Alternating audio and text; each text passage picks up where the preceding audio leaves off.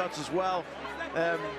But in that round, there was more urgency from Murdock. He was prepared to take more chances. He was busy with the jab, and he had a good round. There was a nice right hand there from Parker, but, you know, Parker, on my card anyway, is certainly ahead here. Good body shot there from Parker. That was a really good left hand to the body, looping it underneath from the southpaw stance. Again, looking for that left uppercut to the body from the southpaw stance. I'd see him bring the right hook over the top as well after that. Just stepping out with that lead foot and finding himself a little bit of room, and he did it again there, goes up top that time. Yeah, nice jab there as well. I think switching southpaw here, just changing things around maybe. He's giving Murdock a different look. Murdock felt maybe he'd solved a bit of a puzzle in the last round, and now Parker goes out here, gives him another look, gives him a different look, and becomes unpredictable. Two good body shots. Made that, like the way he just stepped across there, created the angle, and threw the two hard body shots into the body of Murdock. Again, trying to get to the angle, and he's trying to throw that left uppercut into the pit of the stomach and bring the right hook upstairs after.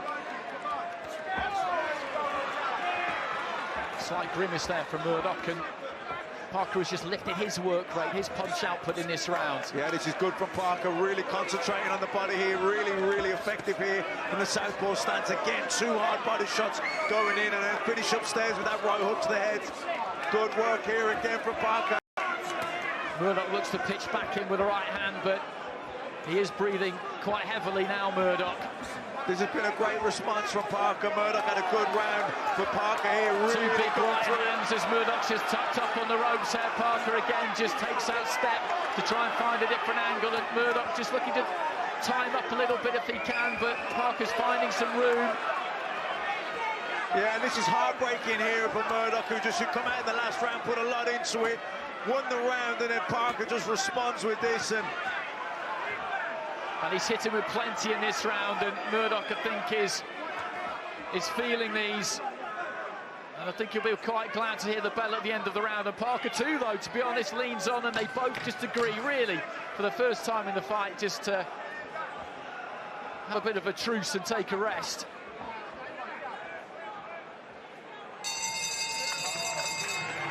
Apologies if you intercepted a word there from Chris Carden, but they're giving that man their instructions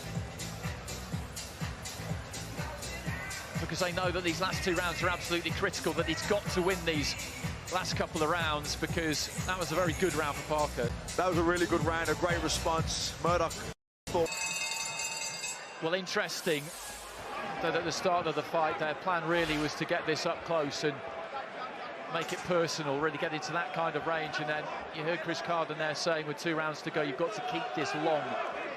So it's a kind of change of tack. There's been absolutely nothing wrong at all with the application, the desire here of Murdock, and he obviously does have ability too. But Parker, of the two, has more ability, he's just the better all-round boxer. Murdock was able to take rounds off him so far when he's outworked him and out-hustled him, really. Yeah, exactly, and Murdock was trying to out-hustle Parker and stick the forearm in and the shoulder in and rough him up, and there were rounds when he was jabbing really well and he landed some. When I think earlier on when Parker was switching southpaw, the right hands of Murdock were landing, they were catching, they were snapping his head back. He was even doubling up on the right hands, but, you know, since then, Parker's really had the better of the action. I've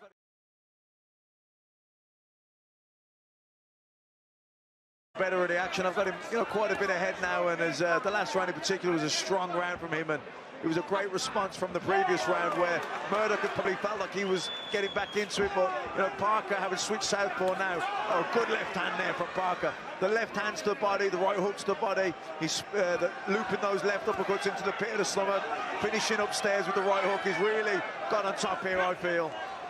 Well, that left hand from Parker, well delivered, just clattered into the forehead of Murdock. You saw the sweat spray, but he just shook it off and kept coming forward.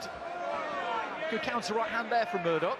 Yeah, exactly. I mean, Parker goes with a good straight left to the body, and then, you know, Murdock fires a straight right hand back. And at times the fight's been like that. You know, it's one guy will come back with a good shot, and then the other guy comes firing back with 2 better ones. It's been a really entertaining boxing match here. It hasn't been a war of attrition, but it's been clever, it's been quality, there's been thinking, there's been lots of feinting.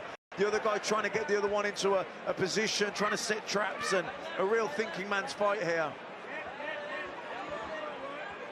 So into the final minute of round 12, there's that lead. Right hook there from Parker. He's picked his shots at times very nicely.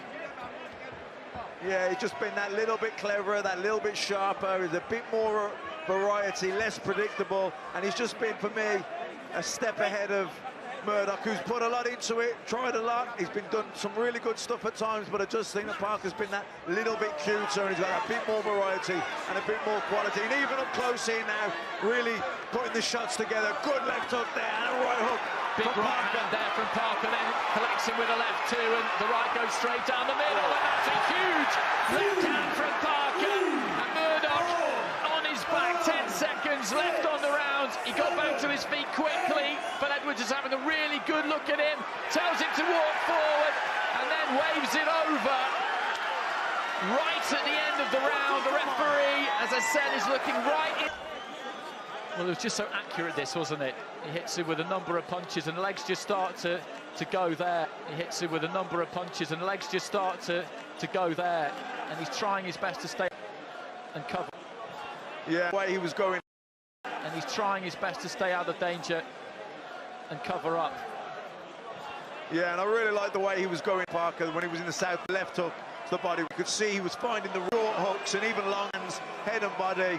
Really impressive, really to box a real clever fight, you know, changing looks, never becoming one-dimensional, and great support here as well. Fantastic atmosphere during that fight, a really absorbing contest. Both men playing their parts, but Parker with that extra quality and also that bit of firepower at the end. And on the big stage as well, with a lot at stake, it's the kind of fight that he can really grow from, because when he just let that one break drop a fraction, Murdock was on him and was winning rounds. He couldn't afford to relax or lose his concentration.